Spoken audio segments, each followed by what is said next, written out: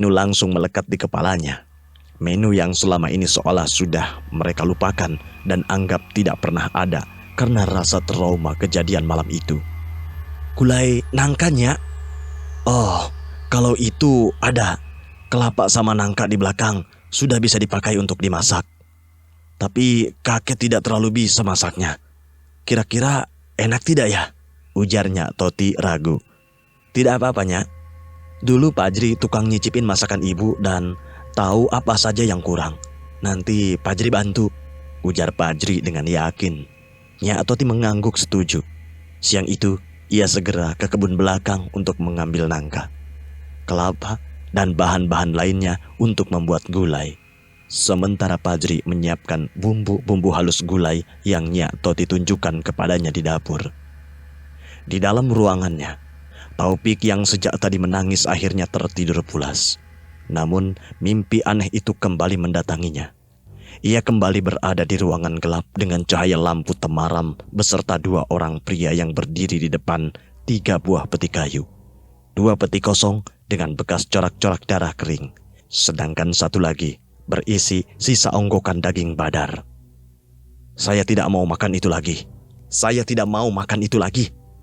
Saya bukan palasik mayat, bentak Taufik pada kedua orang itu. Mulutmu saja yang berbicara seperti itu. Tapi sejatinya, kau sudah menjadi palasik mayat, Taufik. Kau tidak ada pilihan lain selain menyelesaikannya, ujar pria tua itu. Taufik kali itu bisa menolak. Ia tetap berdiri di posisinya dan tidak tertarik untuk melangkah maju, lalu memakan daging mentah itu sebagaimana mimpi-mimpi sebelumnya. Saya bisa menolaknya. Saya bisa menolaknya, batin Taufik berteriak di dalam mimpinya. Namun perlahan sebuah nyala api mematik dari kejauhan. Cahaya api yang semula hanya 1 itu kemudian terus menyambar satu persatu mengisi sisi gelap yang selama ini ada di belakang kedua orang itu. Setelah cahaya-cahaya itu semakin tersebar, kini apa yang selama ini tersembunyi dalam kegelapan itu perlahan mulai terlihat. Ada puluhan, bahkan ratusan jasad manusia yang tergantung dan terikat dengan rantai. Semuanya disusun membentuk lorong yang jauh dan dalam tanpa bisa terlihat sisi paling ujungnya. Tubuh mereka membengkak, membiru, dan sebagian lagi sudah meleleh seperti lilin. Taufik yang pertama kali melihat pemandangan mengerikan itu seketika terperanggah dan terjatuh lemas. Dalam mimpinya, ia duduk tersungkur dan muntah-muntah. Aroma amis daging, darah, dan daging busuk menyeruak dari dalam lorong itu. Selesaikan demi keadilan untuk kita semua. Taufik terus muntah tanpa bisa tertahan. Setelah seluruh isi perutnya keluar, tubuhnya seketika ambruk kemuntahannya sendiri. Pandangannya perlahan kembali gelap dan ia tidak sadarkan diri di dalam mimpinya.